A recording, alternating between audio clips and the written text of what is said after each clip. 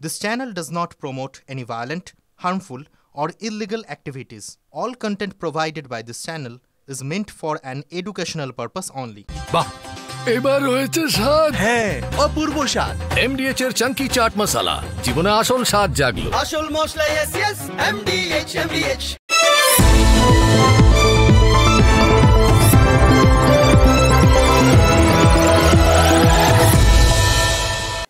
তেজস্বী যাদব জানতেন প্রধানমন্ত্রী নরেন্দ্র মোদীর পরের গন্তব্য অসম, তাই হয়তো অসম যাওয়ার কথা বলেছিলেন, কিন্তু জানতেন না যে প্রধানমন্ত্রী নরেন্দ্র মোদী কি বলবেন। অসমে গিয়ে প্রধানমন্ত্রী নরেন্দ্র মোদী কংগ্রেসকে যেভাবে আক্রমণ করেছেন তা অভূতপূর্ব। আবার বাংলার জন্যও মশলা দিয়ে রেখেছেন, কারণ পরের গন্তব্য বাংলা। 13% ग्रोथ ये बहुत बड़ी अचीवमेंट है, ये आपकी अचीवमेंट है। हो जाए ताली आज आपके नाम पर। हमारे नाम पर तो आप बहुत तालियां बजाते हैं, मैं आज आपके पसीने पर ताली बजाना चाहता हूं। মোদীকে হাততালি দিতে কে কবে দেখেছে? এমন দৃশ্য খুব বেশি দেখা যায় না। আসামে মোদী জনতার উদ্দেশ্যে তালি দিয়ে আসলে হিমন্ত বিশ্ব শর্মা সরকারেরই পিঠ চাবড়ে দিলেন, কারণ 13% আর্থিক বৃদ্ধি তো বিজেপি আমলেই এসেছে। আর বিষ হজম করার কথা বলে কি বলতে চাইলেন? খুব সম্ভবত বিহারে প্রধানমন্ত্রী ও তাঁর মাকে নিয়ে যে এআই ভিডিও বানিয়েছে বিহার কংগ্রেস, তাকেই বিঁধলেন। मुझे कितने ही गालियां दे, मैं तो भगवान शिव का भक्त हूं, सारा जहर निगल देता। কিন্তু কংগ্রেসকে যে ভাষায় আঘাত করলেন প্রধানমন্ত্রী তা কল্পনাতীত। রাজনীতির জন্য দেশবিরোধী শক্তিকে সমর্থন করে কংগ্রেস, অসম থেকে অভিযোগ করলেন প্রধানমন্ত্রী। বিজেপির পোর খাওয়া খেলোয়াড় তিনি। কংগ্রেস তীব্র ভাষায় এর প্রতিক্রিয়া দেবে বুঝেই দোষারোপ করেছেন। প্রধানমন্ত্রী কি সচেতনভাবেই একটা নতুন বিতর্কের জন্ম দিলেন দেশে? कांग्रेस अपनी राजनीति के लिए हर ऐसे व्यक्ति, हर ऐसे विचार के साथ खड़ी होती है जो भारत विरोधी हो। अभी ऑपरेशन सिंदूर के दौरान भी हमने यही देखा। कांग्रेस के लोग हमारी सेना के बजाय आतंकियों को पालने वालों के एजेंडे को आगे बढ़ाते हैं। पाकिस्तान का झूठ कांग्रेस का एजेंडा बन जाता है।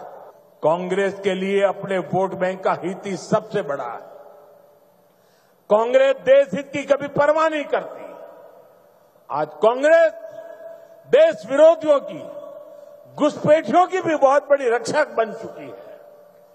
कांग्रेस जब सत्ता में थी तो घुसपैठ को बढ़ावा देती थी। পরবর্তী কর্মসূচি কি সেটাও স্পষ্ট করে দিয়েছেন প্রধানমন্ত্রী। স্বাধীনতা দিবসে লালকেল্লার ভাষণে যা বলেছিলেন তারই পুনরাবৃত্তি অসমের সভায়। মোদী বললেন, অনুপ্রবেশ রুখতে ও জনবিন্যাস বদলে যাওয়া আটকাতে কঠোর কর্মসূচি গ্রহণ করবে বিজেপি সরকার। साथियों, भाजपा की सरकार घुसपैठियों को देश के साधनों संसाधनों पर कब्जा नहीं करने देगी। भारत के किसानों, भारत के नौजवानों, हमारे आदिवासियों का हक हम किसी को नहीं छीनने देंगे। ये घुसपैठिए हमारी माताओं, बहनों, बेटियों के साथ अत्याचार करते हैं, ये नहीं होने दिया जाएगा।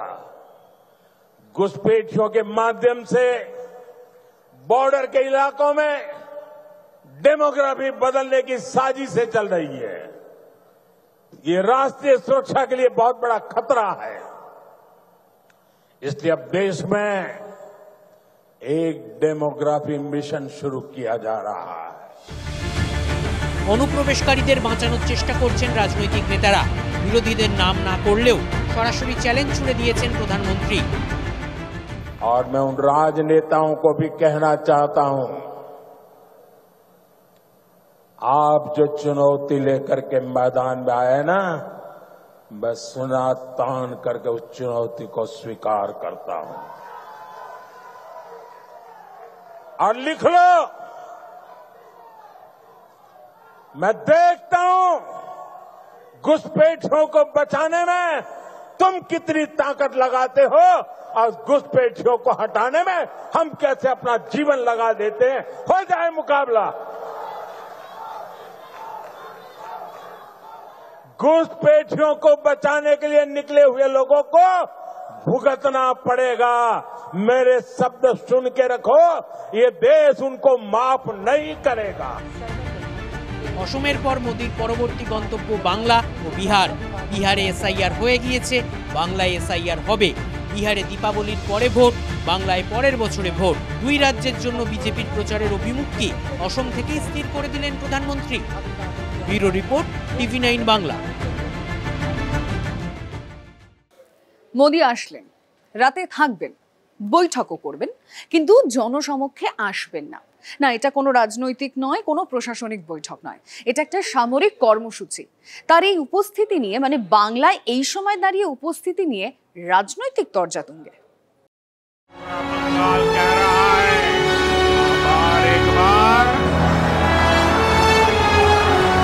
মে মাসের শেষ থেকে প্রতি মাসে একবার প্রধানমন্ত্রী কোনো না কোনো কর্মসূচিতে বাংলায় এসেছেন, কিন্তু এবারের সফর আলাদা। রবিবার সন্ধ্যায় অসম থেকে বাংলায় পৌঁছেছেন প্রধানমন্ত্রী। রাত্রিবাস রাজভবনে। সোমবার ফোর্ট উইলিয়াম বা বিজয় দুর্গে জাতীয় নিরাপত্তা সংক্রান্ত সম্মেলনের উদ্বোধন করবেন। যে কর্মসূচিতে যোগ দিতে ইতিমধ্যেই রাজ্যে পৌঁছেছেন রাজনাথ সিং। জাতীয় নিরাপত্তা উপদেষ্টা অজিত ডোভাল, 3 বাহিনীর প্রধান, সামরিক প্রধান ও জাতীয় নিরাপত্তার সঙ্গে যুক্ত গুরুত্বপূর্ণ ব্যক্তিরা সম্মেলনে যোগ দেবেন। কম্বাইন্ড কমান্ডার কনফারেন্স শীর্ষক এই বৈঠকে মূলত অপারেশন সিঁদুরের সময় যে রেডারগুলো ব্যবহার করা হয়েছিল, এছাড়া যে ইকুইপমেন্টগুলো ব্যবহার করা হয়েছিল, সেগুলো প্রধানমন্ত্রীর সামনে তুলে ধরা হবে। এছাড়াও পাকিস্তানকে কিভাবে নাস্তানাবুদ করেছিল ভারতীয় 3 বাহিনী, সেটাও মূলত প্রধানমন্ত্রীর সামনে আলোচনার অন্যতম গুরুত্বপূর্ণ বিষয় হয়ে চলেছে। বাংলাদেশে মৌলবাদী অভ্যুত্থান ও নাগরিক বিদ্রোহে নেপালে পালাবদলের পর পশ্চিমবঙ্গ ও উত্তর পূর্বাঞ্চলের পরিস্থিতি জাতীয় নিরাপত্তার জন্য গুরুত্বপূর্ণ হয়ে উঠেছে। অনুপ্রবেশ ও জনবিন্যাস বদলে যাওয়ার কথা প্রধানমন্ত্রী বারবার বলছেন। জনবিন্যাস রক্ষায় কর্মসূচি নেওয়ার কথাও ঘোষণা করে দিয়েছেন। এই পরিস্থিতিতে সামরিক কর্মসূচিতে প্রধানমন্ত্রীর কলকাতায় উপস্থিত থাকাটা গুরুত্বপূর্ণ। ভারতের চারপাশে যেভাবে সীমান্ত রয়েছে, অর্থাৎ পাকিস্তান সীমান্ত, মায়ানমার সীমান্ত, চীন সীমান্ত, বাংলাদেশ সীমান্ত, সেই সীমান্তগুলিতে ভারতীয় সেনার কি ভূমিকা আগামী দিন গ্রহণ করবে? আগ্রাসী মেজাজে তারা সীমান্ত পরিস্থিতি সামলাবে, নাকি তারা অন্য কোনো পন্থা নেবে, অথবা তাদের কৌশল কি হবে? এই সব কিছুই প্রধানমন্ত্রী পাঠ দেবেন বলে সেনা সূত্রে খবর। তার মানে ভারতীয় সেনা ও সীমান্তরক্ষী বাহিনীর জন্য একটা অভিমুখ স্থির করে দেবেন প্রধানমন্ত্রী।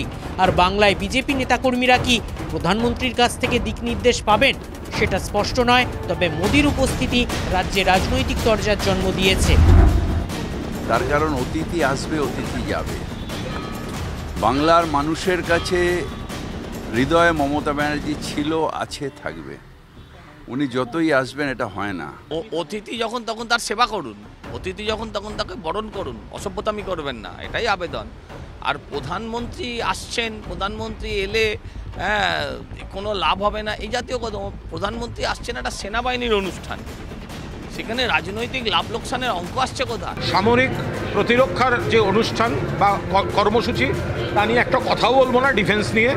কিন্তু এটা ঘটনা যে প্রধানমন্ত্রী এই ভোট ব্যাপারটা এলে বাংলায় একটু ডেলি প্যাসেঞ্জারির চেষ্টা করেন, তাতে কোনো ফল হয় না, এবারও হবে না। সেনাবাহিনীর অনুষ্ঠান বা বৈঠক নিয়ে একটা মন্তব্য করব না, সেনা আলাদা জিনিস, রাজনীতির নয়।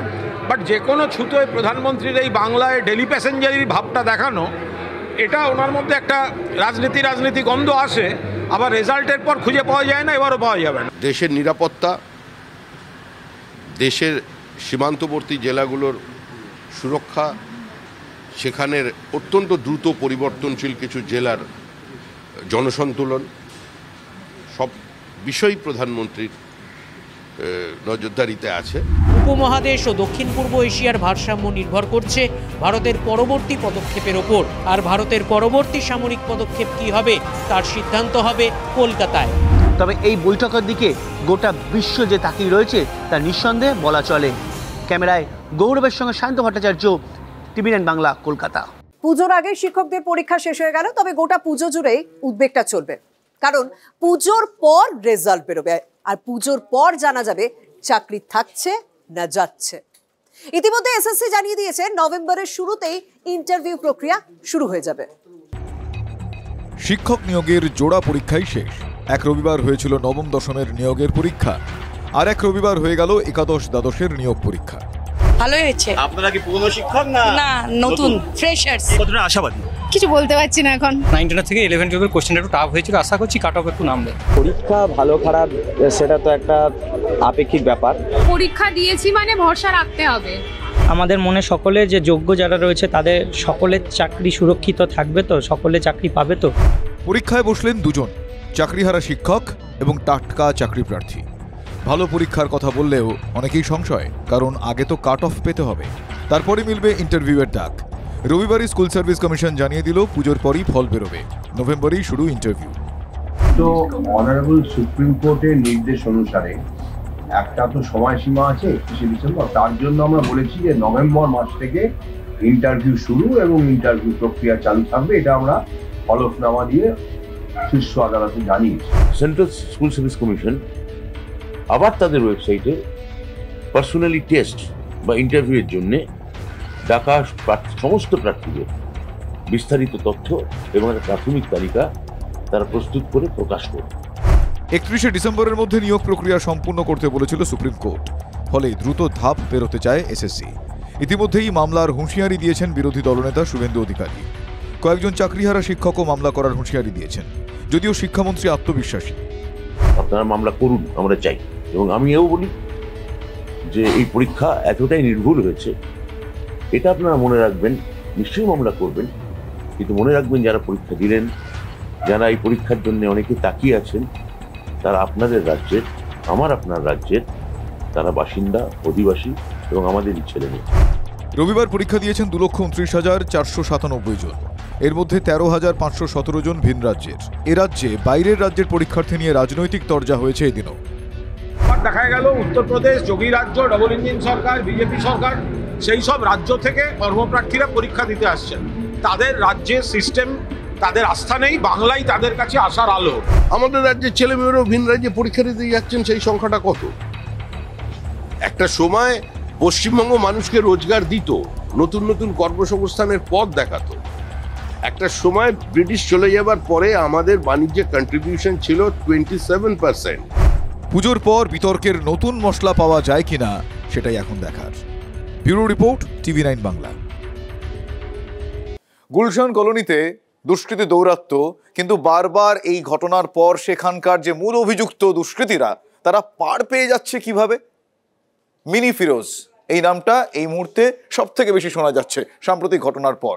কিন্তু এই মিনি ফিরোজ তার টিকিটা পুলিশ ধরতে পারছে না কেন? তার তো এই মিনি ফিরোজের এক একটা মেগা পোস্ট ফেসবুকে দেখতে পাওয়া যাচ্ছে। তাহলে এই প্রশ্নটা উঠছে। পুলিশের খাতায় ফেরার, অথচ গুলশান কলোনিতে অশান্তির মূল অভিযুক্ত মিনি ফিরোজ বহাল তবিয়তেই সোশ্যাল মিডিয়ায়। ফেসবুক রিলে ছিল প্রচ্ছন্ন হুমকির বার্তা, এবার সরাসরি হুমকি। একেবারে কাউন্সিলর সুশান্ত ঘোষের নাম নিয়ে শাসানি। हम खुद टेढ़ा है, हमसे सीधा से बात कीजिएगा, हम सीधा है, टेढ़ा से बात कीजिएगा तो हम बहुत बड़ा टेढ़ा है, इसलिए ना हमसे लगने का नहीं। বিধায়ক বনাম কাউন্সিলর গোষ্ঠীর লড়াই।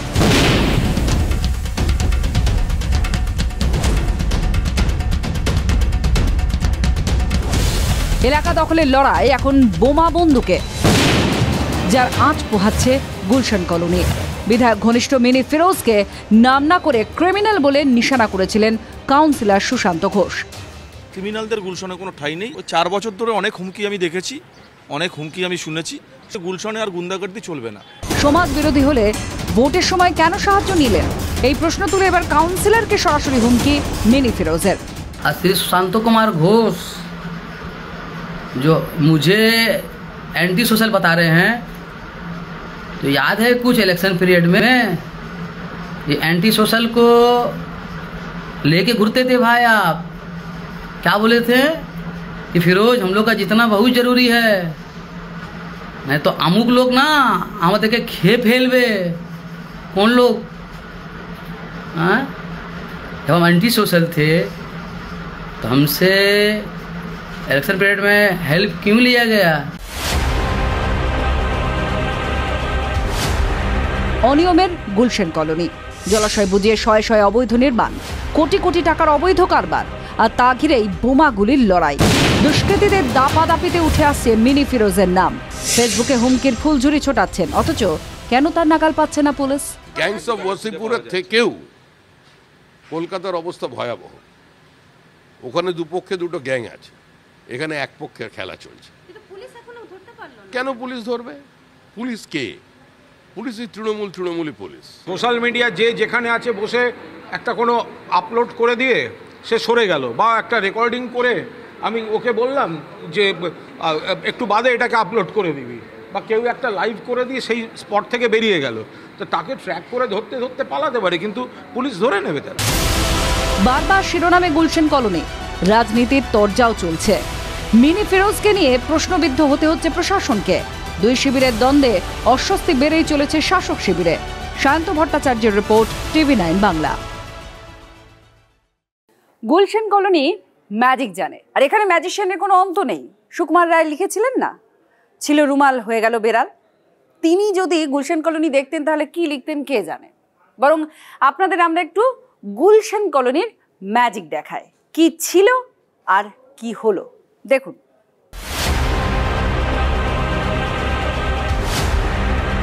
বাইপাসের ধারের একটা অঞ্চল, বাইরে থেকে দেখলে চোখ টানে না।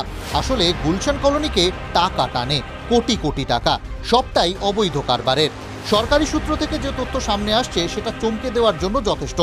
তথ্য বলছে গুলশান কলোনিতে আগে 152 বিঘা ফাঁকা জমি ছিল, এখন সেটাই এসে দাঁড়িয়েছে 15 থেকে 16 বিঘায়।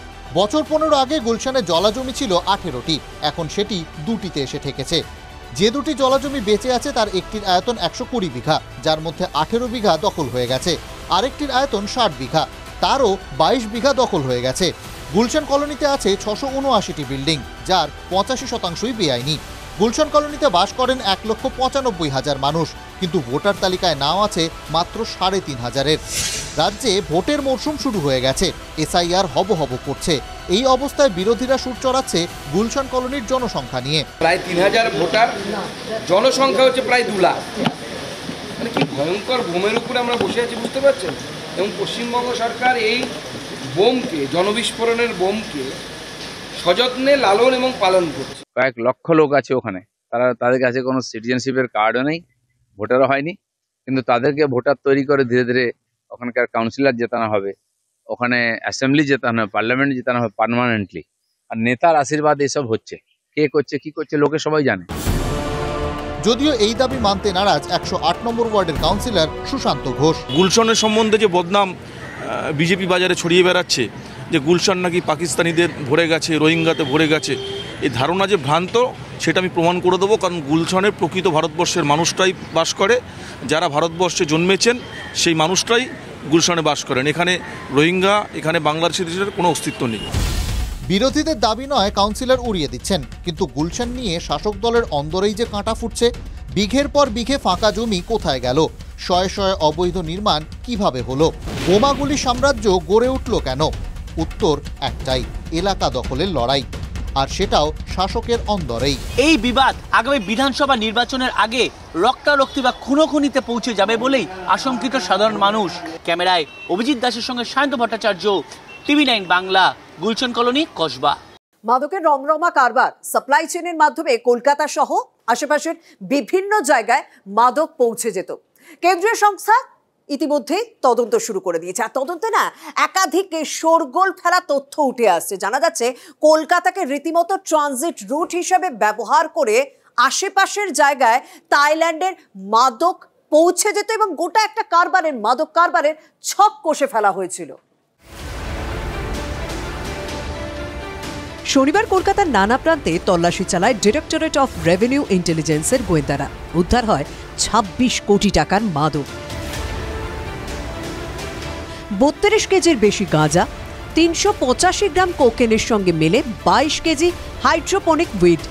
যাদবপুর থেকে পুলিশের জালে ধরা পড়ে চক্রের পান্ডা তৌসিফ আহমেদ, 3 মহিলা সহ 10 জন। মালদা সুজাপুরের বাসিন্দা ধৃত তৌসিফকে জেরায় মিলেছে চাঞ্চল্যকর তথ্য। ব্যাংকক থেকে বিমানে আনা হয় হাইড্রোপনিক উইড। ক্যারিয়ার হিসেবে কাজ করে পাঞ্জাবের মহিলা গ্যাং, যাদের মধ্যে 3 জনকে গ্রেপ্তার করেছে পুলিশ। ব্যাংকক থেকে কলকাতা হয়ে বিভিন্ন জেলায় ছড়িয়ে পড়তো মাদক। পাচার চক্র জাল বিস্তার করেছিল রাজস্থান, মুম্বাই সহ বিভিন্ন রাজ্যে। বিজয়গড়ে ভাড়া ফ্ল্যাট থেকেই চলত ড্রাগ মাফিয়া তৌসিফের কারবার। কালিকাপুরে একটি জিমের ট্রেনার বলে ফ্ল্যাট ভাড়া নেয় সে। মধ্যরাতে সেখানে ছিল বহিরাগতদের আনাগোনা। 4 মাস হলো ভাড়া দিয়েছি, কিন্তু যাতায়াত বলতে ও তো বলতো, মানে আমি জিজ্ঞাসাও করেছি একে বহুবার, বন্ধু বান্ধব আসতো রোজই, মোটামুটি বিকালের পর রোজই বন্ধু বান্ধব আসতো।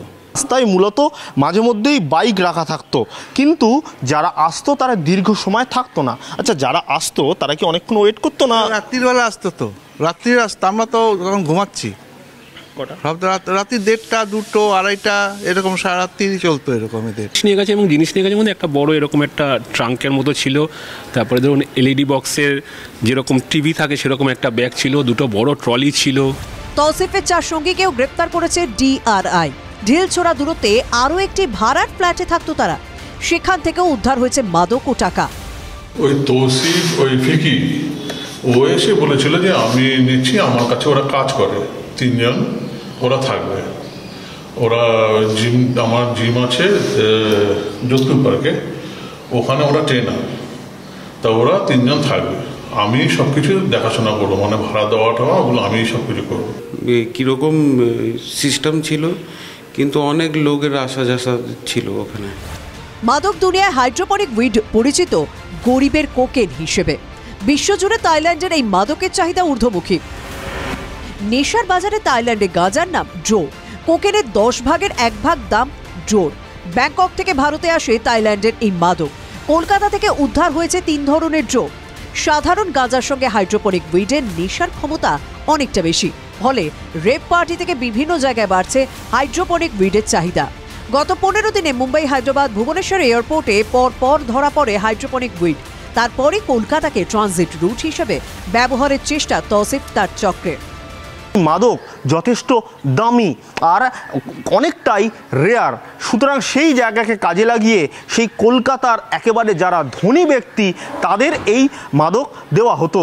আর কলকাতা থেকে বাইরেও মাঝে মধ্যে এই মাদক চলে যেত। এই পাচার চক্রে শিকড়ে পৌঁছতে ধৃতদের জেরার সঙ্গে আরও তথ্য তালাশ গোয়েন্দাদের। সুশোভন ভট্টাচার্যের রিপোর্ট, TV9 বাংলা। এবার দেখাবো আপনাদের দত্তপুকুরের হোটেলে তৃণমূল নেতা তাণ্ডব। অভিযোগ তোলা না পেয়ে হোটেলে তাণ্ডব চালান তৃণমূল নেতা এবং তার অনুগামীরা।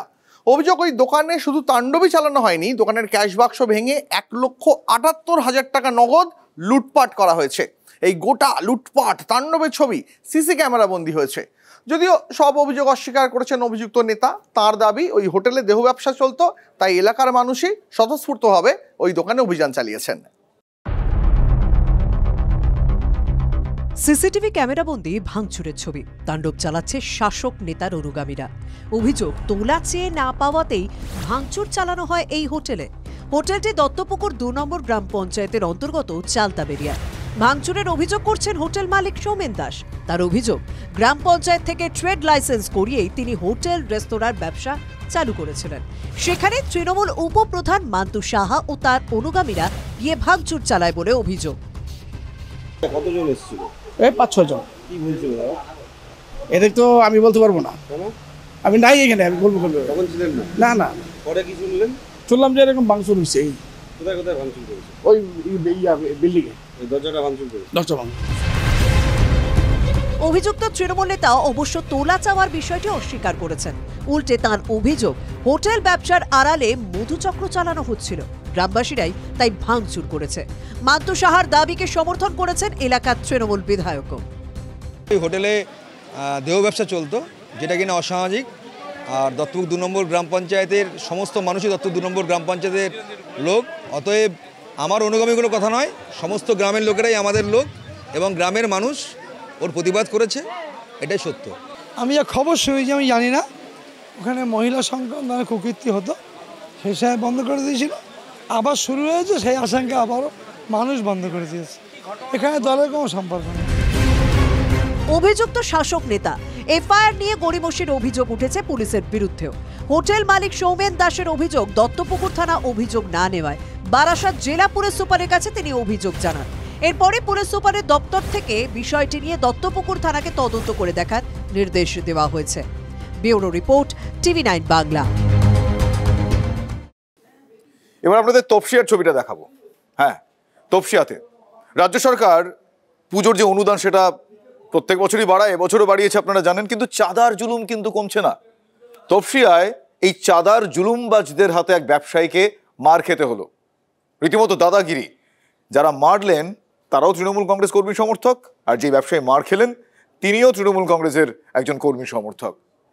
এই ঘটনাটায় একটাই পজিটিভ আপডেট আমরা যদি বলি, আশার আলোয় ঘটনা, সেটা হচ্ছে পুলিশ এই ঘটনায় দুজনকে গ্রেফতার করেছে অন্তত।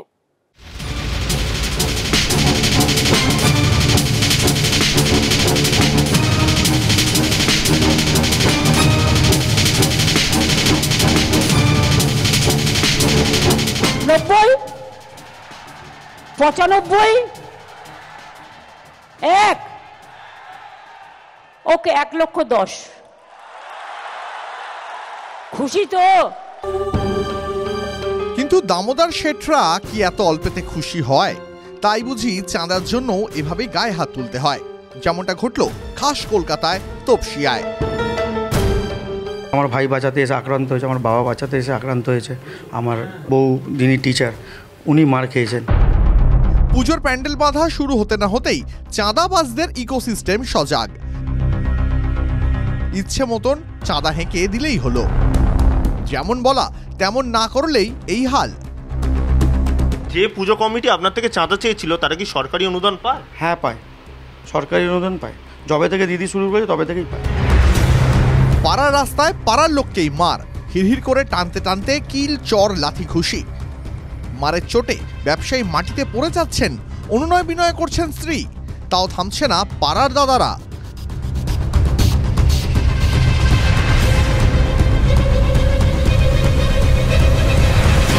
দাবি মতন 10,000 টাকা চাঁদা না দেওয়ায় ব্যবসায়ীর উপরে হামলার অভিযোগ। হঠাৎ ওরা এসে আমার ভাইকে প্রথমে বলে যে টাকাটা এক্ষুনি দিতে হবে, 10,000 টাকা দিতে হবে। এক কথা দু কথা দিয়ে হঠাৎ দেখলাম পুরো মব আমার উপরে চড়াও হয়ে গেল। এরা তৃণমূল পার্টি, সদ্য তৃণমূল পার্টি জয়েন করেছে। এটা তো তৃণমূলের গোষ্ঠীদ্বন্দ্বের পরিচয়। আমি তো মনে হচ্ছে তাই, কারণ আমি দীর্ঘদিনের কর্মী। 1 নম্বর গোরস্থান রোড, এখানে অমিত সরকারের 2টি দোকান রয়েছে। অভিযোগ, 2টি দোকানের জন্য 4,000 টাকা চাঁদা চাওয়া হয়েছিল। পরবর্তীকালে আরও 6,000 বাড়িয়ে 10,000 টাকা চাঁদা চাওয়া হয়। অভিযুক্তরা গোবরা উজ্জ্বল সংঘ নামে এক পুজো কমিটির সদস্য বলে পরিচিত। সেখানেও পৌঁছে গিয়েছিলাম আমরা। ব্যবসায়ীর নামে পাল্টা অভিযোগ শোনা গেল সেখানে। চাঁদা তো এটা কোনো ব্যাপারই না, এটা সম্পূর্ণ আপনার ব্যানারের ব্যাপার না। ওনার বিল্ডিং এর নিচে উনি ব্যানার লাগাতে দেবেন না। ওরা প্রথমে আগে লোকজন এনে মারধর করেছিল, অনেক অচেনা লোকজন, ওই রোহিত সরকার, অমিত সরকার। কিন্তু ঘটনার নেপথ্যে আসল কাহিনী যাই থাক, এভাবে কি কারো গায়ে হাত তোলা যায়? কে অধিকার দিয়েছে? তোলার আরেকটা উপলক্ষ হচ্ছে পুজো। মুখ্যমন্ত্রী প্রত্যেকবার বা সরকার প্রত্যেকবার হিসেব দেয় কত টাকার মদ বিক্রি হয়েছে পুজোয়। তোলার পয়সায় যদি মদ মোচ্ছব এসব না হবে তাহলে তৃণমূলের বা চলবে কেমন করে? একে অপরের আগে পুরো ভিন্ন কথাবার্তা আসছে। আমি বলি এটা পুলিশের দায়িত্ব, পুলিশ বুঝে নিক কোনটা ঠিক কোনটা বেঠিক। ঠিক যদি হয় তাহলে পুলিশ ব্যবস্থা নেবে, সে আমার দলের হোক দলের বাইরের হোক। অমিত সরকার নামে আমি তৃণমূল কর্মী অঞ্চলে আমি চিনি না। রাজনৈতিক চাপানোতরের পর দীপক দে ও রবিন গঞ্জালভেস নামে দুজনকে গ্রেপ্তার করছে পুলিশ। দুজনেই ট্যাংরার বাসিন্দা। সুশোভন ভট্টাচার্যের রিপোর্ট, TV9 বাংলা। যাদবপুরে ছাত্রের মৃত্যু হলো কিভাবে? 3 দিন পরও এই প্রশ্নের উত্তর এখনো অধরা। আর তার মধ্যেই এবার নিহতর বাবা বিস্ফোরক অভিযোগ তুললেন। নিহত ছাত্রীর বাবা, তিনি দাবি করেছেন তার মেয়েকে পুকুরে ঠেলে ফেলে খুন করা হয়েছে। এদিকে তদন্তকারীরা আরো তথ্য তালাশের জন্য ওই নিহত ছাত্রীর বন্ধুদেরও জিজ্ঞাসাবাদ করছেন। সিসিটিভিতে দেখা যাচ্ছে 10টার কিছু সময় পরে ওই তরুণী বাথরুমের দিকে হেঁটে যাচ্ছে। ওই সিসিটিভিতে দেখা যাচ্ছে তার কিছু সময় পর, অর্থাৎ তরুণী বাথরুমের দিকে হেঁটে যাওয়ার কিছু সময় পর কয়েকজন তার ওই কলেজেরই তার দিকে, অর্থাৎ বাথরুমের দিকে হেঁটে যেতে দেখা যাচ্ছে সিসিটিভি ফুটেজে। আবার 10টা থেকে 10:20 বা 25 নাগাদ তারাই আবার ছাত্রীকে উদ্ধার করে হাসপাতালের দিকে নিয়ে যাচ্ছেন। অর্থাৎ 19 মিনিটের যে গ্যাপ, এই 19 মিনিটের গ্যাপের তদন্তের দিকে বিশেষ গুরুত্ব দিচ্ছে পুলিশ। কি ঘটল এই 19 মিনিটের মধ্যে? কিভাবে পুকুরে পড়ে গেলেন যাদবপুরের ওই ছাত্রী? মত্ত অবস্থায় দুর্ঘটনা বশত পড়ে যান নাকি কেউ পুকুরে ঠেলে ফেলেন? এর উত্তর এখনো খুঁজছেন তদন্তকারীরা। এরই মধ্যে মেয়েকে খুনের অভিযোগ তুললেন নিহতের বাবা অর্ণব মণ্ডল। ওকে ও যে স্পটটা থেকে ওর দেহটা পাওয়া গেছে সেখানে কেউ ওকে ডেকেছিল, হয়তো গেছিল, তারপরে ওকে ধাক্কা দিয়ে ফেলে দিয়েছে এরকম মনে হচ্ছে। তার কারণ ও সাঁতার জানতো না। নিছক দুর্ঘটনা নাকি অন্য কিছু জানতে এবার ছাত্রীর বন্ধুদেরও জিজ্ঞাসাবাদ তুলেছে। ছাত্রীকে প্রথম কারা উদ্ধার করলো, তারা কি দেখেছিলেন জানতে মোট 7 জনকে জিজ্ঞাসাবাদ তদন্তকারীদের। এরই মধ্যে রবিবার যাদবপুর ক্যাম্পাসে যান ময়না তদন্তকারী চিকিৎসক। ঘটনাস্থল ঘুরে দেখেন ডিসি SSD বিদিশা কলিতাও। সোমবার ঘটনাস্থলে যাবে ফরেনসিক। রহস্য ভেদ করতে এবার বিশেষ পদ্ধতিরও সাহায্য নেবে পুলিশ। যাদবপুরের ছাত্রী অনামিকা মণ্ডলের মৃত্যু তদন্তে এবার ফরেনসিক সায়েন্সের বিশেষ পদ্ধতির সাহায্য নিতে চলেছে কলকাতা পুলিশ। এই পদ্ধতিকে ফরেনসিকের ভাষায় বলা হয় গেট প্যাটার্ন অ্যানালিসিস। অর্থাৎ কোনো সিসিটিভি ফুটেজে কোনো ব্যক্তিকে যদি হেঁটে চলে বেড়াতে দেখা যায় তাহলে তার হাঁটা চলার যে ভাব, সেই ভাব পরীক্ষা করাকেই বলা হয় এই গেট প্যাটার্ন অ্যানালিসিস। যেহেতু সিসিটিভিতে ছাত্রীকে হেঁটে যেতে দেখা যাচ্ছে, তাই এক্ষেত্রে তার হাঁটা চলার ভাবও বিশ্লেষণ করা হয়। স্বাভাবিক হাঁটা চলার সঙ্গে ঘটনার আগের মুহূর্তে ছাত্রীর হাঁটা চলার কোনো পরিবর্তন ছিল কিনা তা যাচাই করতে এই বিশেষ পরীক্ষা করাবে কলকাতা পুলিশ। যদি পরিবর্তন থেকে থাকে তাহলে সেই পরিবর্তনটা কী ধরনের ছিল, কোনোভাবে কি সে নেশাগ্রস্ত ছিল, নেশাগ্রস্ত থাকলে মানুষের হাঁটা চলায় যে পরিবর্তন হয় সেই ধরনের হাঁটা চলা ছিল নাকি স্বাভাবিক হাঁটা চলা ছিল, এই অ্যানালিসিসের মাধ্যমেও কিন্তু তদন্ত এগিয়ে নিয়ে যেতে চাইছেন বিশেষজ্ঞরা। যাদবপুরে ছাত্রের মৃত্যুতে রাজনীতিও চলছে সমান তালে। তৃণমূলের সঙ্গে বামেদের তরজা চলছেই। শুধু 10% ছেলের জন্য 10% ছেলের জন্য যাদবপুরটা নষ্ট হয়ে গেছে। অনেক নিষিদ্ধ জিনিস ওখানে পাওয়া যায়, সব হচ্ছে সিপিএম এসএফআই এর লোকেরা। আর যতদিন এসএফআই সিপিএম ওখানে থাকবে ততদিন যাদবপুরের কিচ্ছু হবে না। আলট্রা কমিউনিস্ট যতদিন থাকবে ততদিনই হবে। সব গাঁজাখোর, মাতাল, চরিত্রহীন। কল্যাণ বন্দ্যোপাধ্যায় কয়েকদিন আগে ওনার নিজের দলের লোকসভার চিফ হুইপ থেকে ডিমোটেড হয়েছেন। একটাই ভাল লাগছে, উনি এখন মহুয়া মৈত্রকে ছেড়ে উনি যে আবার একটু বিরোধীদের গালাগাল করছেন। এতদিন তো নিজের দলের লোককেই গালাগাল করতেন, এখন একটু বিরোধীদের থেকে নজর টজর ফিরেছে, মানে ঠিক আছে। এখন এইটুকু দেখে ভাল লাগছে আর কি। যাদবপুরের পরিস্থিতি নিয়ে এই বাকযুদ্ধের মাঝে সোমবার বৈঠকে বসছে বিশ্ববিদ্যালয় কর্তৃপক্ষ। দুপুর 3টায় সব বিভাগীয় প্রধানদের সঙ্গে বৈঠক কর্তৃপক্ষের। বারবার কেন যাদবপুর ক্যাম্পাসে এমন অপ্রীতিকর ঘটনা? পুরো ক্যাম্পাস কি সিসিটিভিতে মুড়বে? আর কি পদক্ষেপ করবে কর্তৃপক্ষ? সুজয় পালের রিপোর্ট, TV9 বাংলা।